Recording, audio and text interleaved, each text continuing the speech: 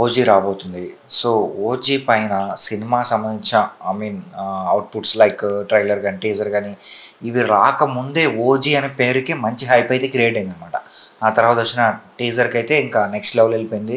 తర్వాత సాంగ్స్ ఇవన్నీ మంచి హైప్ అయితే క్రియేట్ చేశారనమాట. సో ఇప్పటి వరకు ట్రైలర్ అయితే రిలీజ్ కాలేదు. ఈ హైప్తో మూవీ గెటన్ అయిపోతుంది అంటారా? అంటే ఈ హైప్తోనే రికార్డ్స్ భద్రపడుతుంది అంటారా? సో మేబీ ఏమైనా ట్రైలర్ వచ్చిన తర్వాత పెరగచ్చు అని ఏమైనా ఛాన్స్ ఉందా? సో ఖచ్చితంగా ఓజీ అసలు ఫస్ట్ జనాలకు ఓజీ అంటే ఏంటని తెలియాలి. ఓజీ అంటే బయట ఉన్న మీనింగ్ అంటే ఒరిజినల్ గ్యాంగ్స్టర్. అది చాలా మంది ఎలివేషన్ కోసం వాడుకుంటారు. బట్ ఇక్కడ ఆ టైటిల్ బాగుంది, దాన్ని అయితే సెటప్ చేశారు. ఇక్కడ హీరో పేరు వచ్చేసి ఓజాస్ గంభీరా. సో అతను ముంబైలో ఒకప్పుడు పేరు మోసిన డాన్ రిటైర్ అయిపోయాడు. ఏదో సమ్ కారణాల వల్ల అతను బయటకు వెళ్ళిపోయాడు. సో అతను లేనప్పుడు మళ్ళీ అండర్ వరల్డ్ అంతా వేరేగా ఫామ్ అయిపోయింది. దాన్ని ఎట్లా రికవర్ చేశాడు మళ్ళీ వచ్చి అనేది ఉంటుంది అనమాట. సో ఆ రకంగా చూసుకుంటే మంచి హైప్ ఉన్న ప్రాజెక్ట్. ఎందుకంటే ఇలాంటి సబ్జెక్ట్ ఒకసారి పంజాబ్తో ట్రై చేశారు పవన్ కళ్యాణ్ గారు. సో అది ఎక్కడో మిస్ఫైర్ అయింది, అది ఎందుకో వర్కౌట్ కాల. సో ఇప్పుడు మాట్లాడుకుంటారు పంజాబ్ బాగుంటుంది మనం ఎట్లా మిస్ చేసామని చెప్పి. సో సుజిత్ గారికి అదే మైండ్ లో ఉండిపోయినట్టుంది. సో దాన్ని ఎక్కడైతే చెడ్డ పేరు వచ్చిందో మళ్ళీ పవన్ కళ్యాణ్ గారికి అలాంటి సబ్జెక్ట్ తోనే సూపర్ హిట్ తీసుకురావాలని. పంజాబ్ కూడా స్టార్ట్ అయిన విధానం బాగుంటది, బట్ సెకండ్ హాఫ్ వచ్చినప్పుడు కొంచెం కథని డైవర్ట్ చేసేస్తారు. అంటే ఇప్పుడు దాకా మన దగ్గర ఉన్న ఫార్మాట్ ఏంటంటే భాష దగ్గర నుంచి కూడా హీరో ఫస్ట్ హాఫ్ అంతా కూల్ గా ఉంటాడు, ఏదో చిన్న చిన్న పనులు చేసుకుంటుంటాడు. సెకండ్ హాఫ్ అంతా పెద్ద డాన్. పంజాబ్ వచ్చేసరికి రివర్స్ అయింది. ఫస్ట్ హాఫ్ లోనే మొత్తం మాఫియా ఉంటది, మొత్తం డాన్ గా చేస్తాడు తన ఇదంతా చెప్పి, సెకండ్ హాఫ్ లో తను చేయాల్సిన దాక్కోవాల్సినంత దాక్కుంటూ ఉంటాడు. సో అది కొత్తగా ట్రై చేశారు. ఏంటంటే మన ఆడియన్స్ కి అప్పుడు రీచ్ అవ్వాలి. అంటే ఆ టైంకి మన వాళ్ళకి అంత ఆడియన్స్ ప్రిపేర్ అవ్వలేదు. సో ఇప్పుడు తర్వాత వచ్చి బాగుంది అన్నారు. ఇప్పుడు రేపు ఓజీ కూడా అది ఎక్కుతుందా ఎక్కదాని పక్కన పెడితే సో సుజిత్ గారు ఎట్లా ఎక్స్ప్లెయిన్ చేస్తారు, సో దాంతో మిస్ఫైర్ అయింది ఇక్కడ తీసుకురాగలుగుతారా, మాస్ ఆడియన్స్ కనెక్ట్ చేయగలుగుతారా? అంటే సుజిత్ గారి కెరియర్ లో కూడా సాహో సినిమా ఉంది కదా.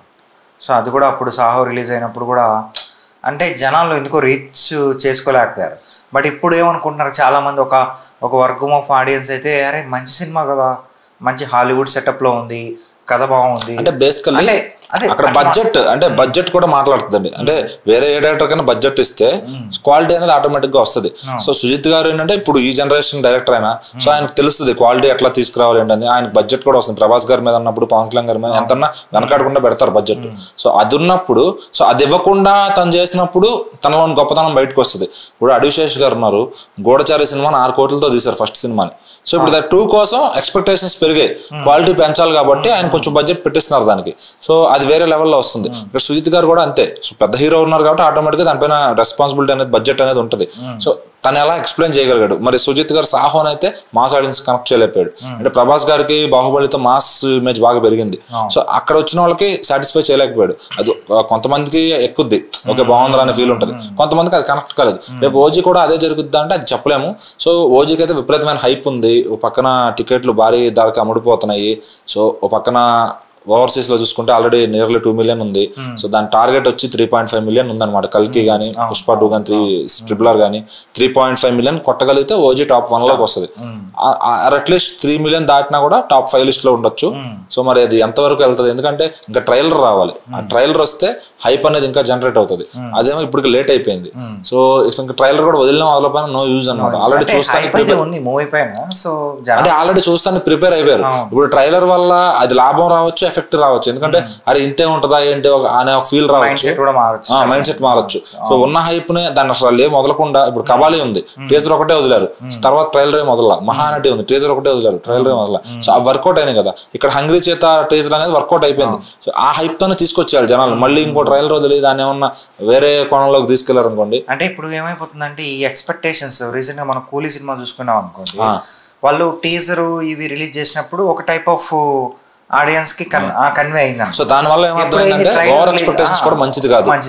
ట్రైలర్ రిలీజ్ అయిన తర్వాత ఇదేంటి ట్రైలర్ ఇలా ఉందని ఒక థాట్ అయితే క్రియేట్ అయింది. బట్ మూవీ పైన హైప్ అయితే అలానే కొనసాగింది అనమాట. మరి ఈ సినిమా ఎలా అయిపోతుంది ఏంటనే చూడాలి. సో ఖచ్చితంగా ఇక్కడ ఓవర్ హైప్ అనేది కొంతవరకు బాగానే ఉంది, కొంతవరకు మంచిది కాకపోవచ్చు. మరి ఇక్కడ సుజిత్ గారి మీద ఆధారపడి ఉంది. కేవలం ఏ మంచి వచ్చినా చెడు వచ్చినా మోసుకెళ్ళేది ఆయనే. ఎందుకంటే పవన్ కళ్యాణ్ గారికి ఎన్నో ఫ్లాపుల్లో ఉన్నారు. ఇంకో ఫ్లాప్ వచ్చినా ఇంకో ఇది వచ్చినా నష్టపోయేది ఏం లేదు ఆయనకి. ఆయన ఇంకో సినిమా ఆఫర్ వస్తుంది, ఓపెనింగ్స్ వస్తాయి, అది ఓకే. బట్ ఇక్కడ అంటే సుజిత్ గారు ఆయనకు వచ్చిన ఏదైతే సాహోకి ఇది చేయలేకపోయాడు అనే బ్యాడ్ నేమ్ ని, అలాగే పవన్ కళ్యాణ్ గారికి పంజాతో వర్కౌట్ అవ్వకపోయిన బ్యాడ్ నేమ్ ని ఇక్కడ సాధిస్తారా లేదా, ఇక్కడ దాటిని పూర్తి చేసి ఇక్కడ ఆయన నెంబర్ 1 గా ఒక టాప్ డైరెక్టర్ లిస్ట్ లోకి వస్తారా లేదా అనేది ఉంటుంది. ఆయనకు కూడా అవసరం కెరీర్ బిల్డప్ కి. సో మరి ఓజీ అనేది చాలా మందికి ఇక్కడ పరీక్ష పెట్టబోతుంది. సో దానయ్య గారు కూడా విచ్చలవిడిగా ఖర్చు పెట్టారు. సినిమాని దాదాపు 2 ఏళ్ళు హోల్డ్ చేయడం అంటే అంత ఫైనాన్స్ పెట్టి మామూలు విషయం కాదు అది. సో మరి లాస్ట్ సెప్టెంబర్ లో రావాల్సింది సెప్టెంబర్ లో వస్తుందంటే 1 ఇయర్ ఎంత పెండింగ్ ఉందనేది చూసుకోవచ్చు. మరి తమన్ గారు ఎంత లేపుతారు, సుజిత్ గారు ఎంత వర్క్ చేశారు అనేది ఇంకో వారం రోజుల్లో తెలిపోబోతుంది అన్నమాట.